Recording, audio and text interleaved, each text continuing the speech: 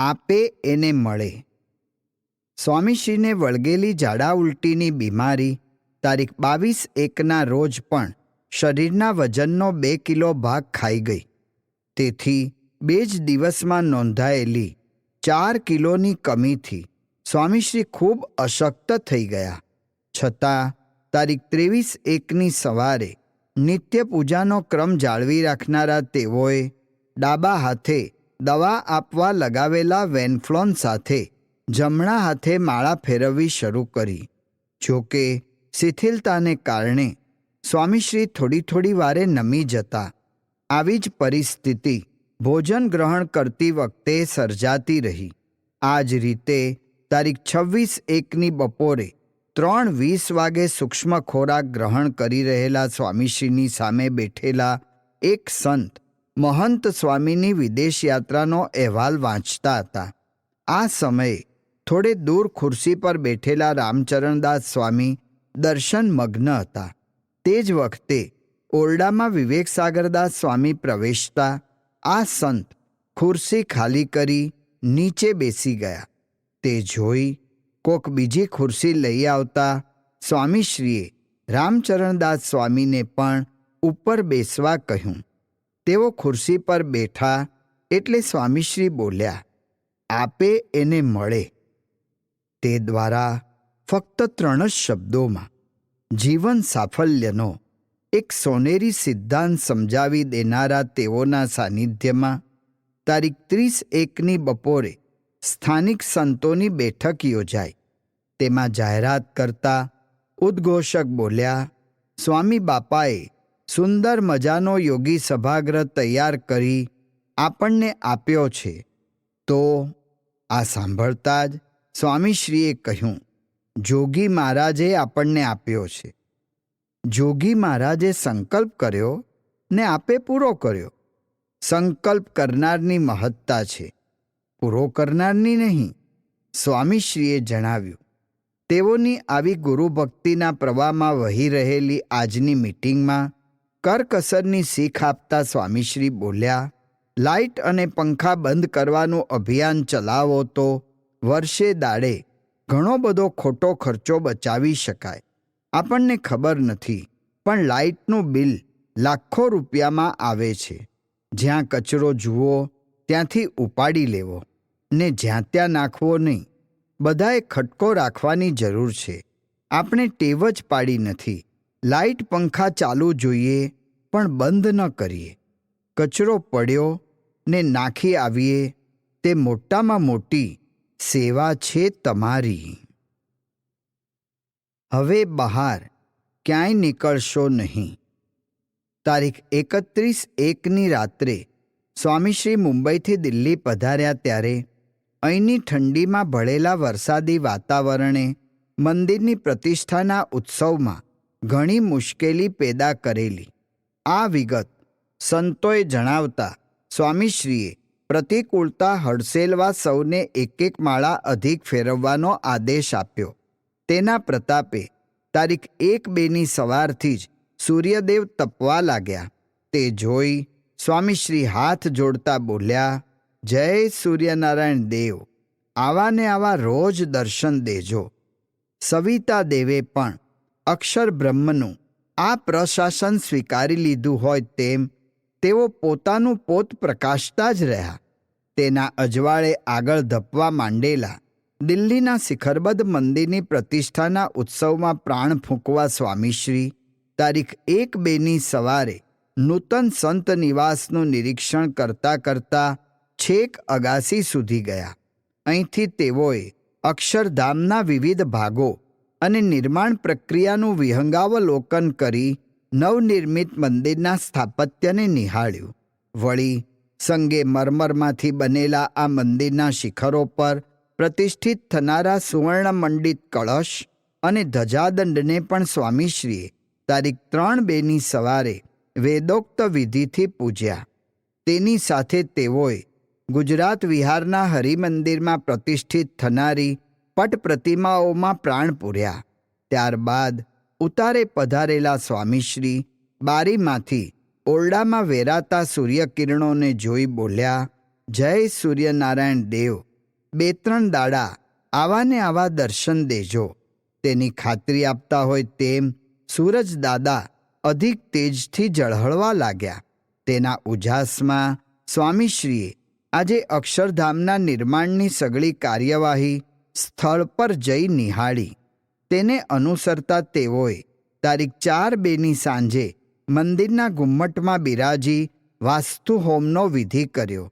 તે દરમિયાન સ્વામીશ્રીની પ્રત્યેક ક્રિયામાંથી યોગીજી મહારાજના સંકલ્પની સિદ્ધિનો આનંદ ફૂટી રહ્યો. તે તેઓની અમૃતધારામાં પણ ઉછળી આવ્યો કે 1-2 જીવનું કલ્યાણ નહીં, અનંત જીવોનું કલ્યાણ કરવું છે.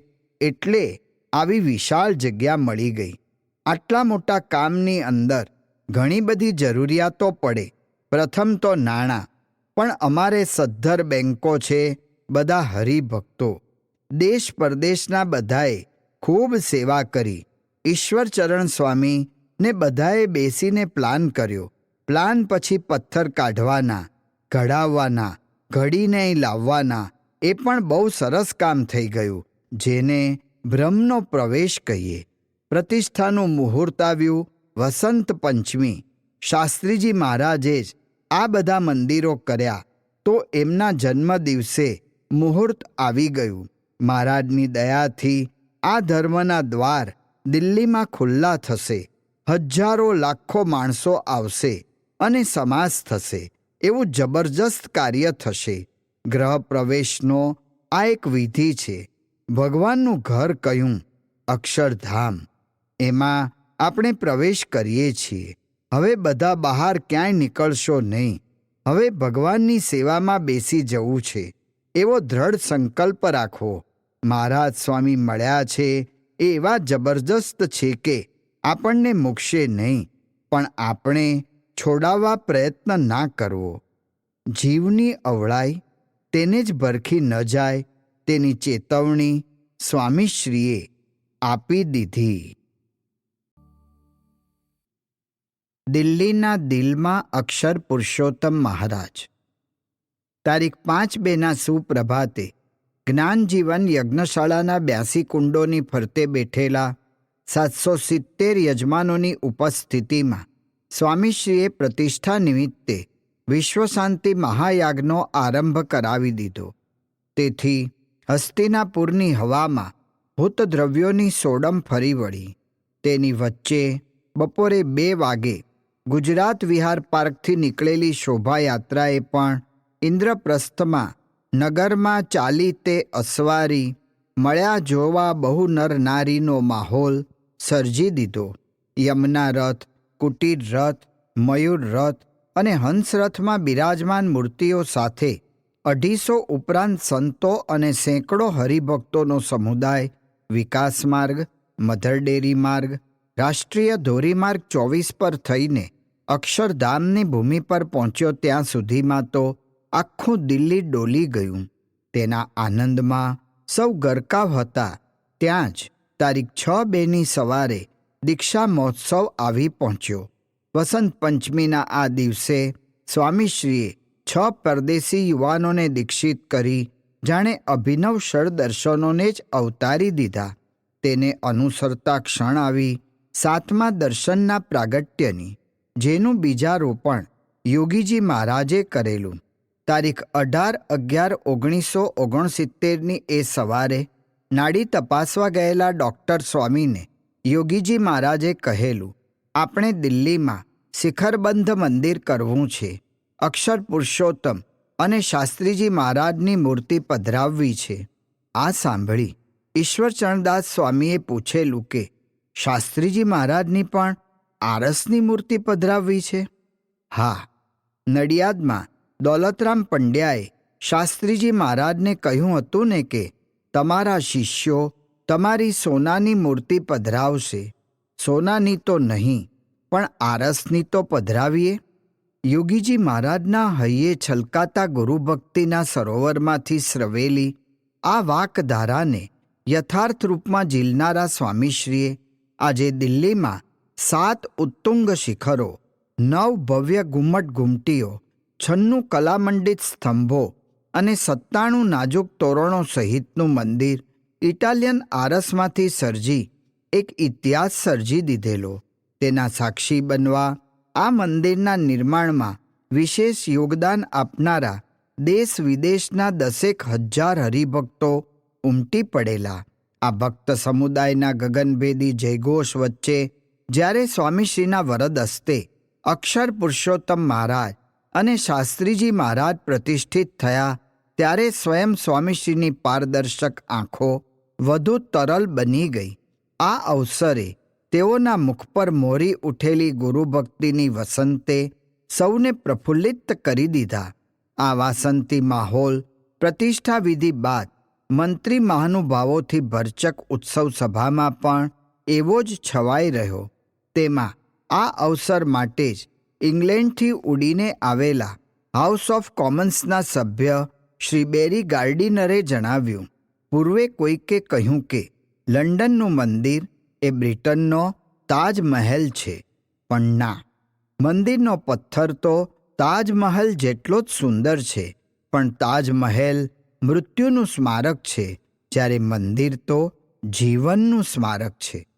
મંદિરના મહિમાની આ જ્યોતમાં પોતાના પ્રવચનથી પ્રકાશ પૂરતા ગુજરાતના મુખ્યમંત્રી શ્રી નરેન્દ્ર મોદીએ કહ્યું, લોગ કહેતે હોંગે कि गुरु कैसा हो तो प्रमुख स्वामी जैसा हो, लेकिन मैं पूछता हूं कि शिष्य कैसा हो. योगी जी महाराज ने आदेश नहीं दिया था, योगी जी महाराज ने संभाषण नहीं दिया था, यूं ही जाते जाते कह दिया था जमुना के किनारे पर कोई मंदिर हो, और आज हो गया. ऐसा शिष्य कहाँ जो गुरु के एक छोटे से वाक्य को पकड़ ले और अपना जीवन उसके लिए लगा दे.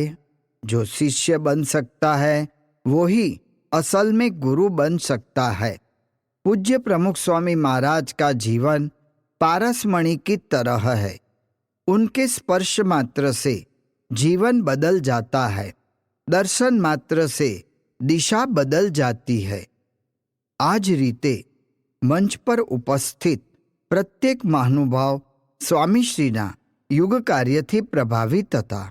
તે ક્રમમાં ઉપવડાપ્રધાન શ્રી અડવાણી, પૂર્વ નાણામંત્રી ડૉક્ટર મનમોહન સિંઘ, દિલ્હીના લેફ્ટનન્ટ ગવર્નર શ્રી વિજય કપૂર વગેરેએ પણ મંદિર તથા સ્વામીશ્રીને શબ્દ સુમનોથી વધાવ્યા. માળા પર મદાર.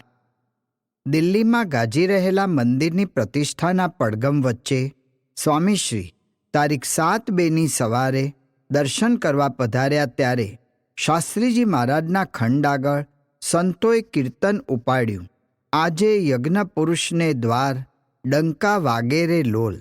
આ સાંભળતા જ હરખાઈ ઉઠેલા સ્વામીશ્રી મૂર્તિ સમક્ષ ઊભા રહી ભક્તિ મુજરા કરવા લાગ્યા. આ આનંદ સાથે પ્રદક્ષિણામાં પહોંચેલા તેઓ મંડોવર જોઈ બોલ્યા, શાસ્ત્રીજી મહારાજ આ જુવત તો બહુ રાજી થઈ જાત. આમ જણાવી નજીક સરકેલા સ્વામીશ્રી મંડોવરના થરવાળાનો સ્પર્શ કરી કહેવા લાગ્યા, ગઢડાના મંદિરમાં આવા મંડોવર જોઈ શાસ્ત્રીજી મહારાજ રાજી થયેલા ને આમ હાથ ફેરવ્યો હતો.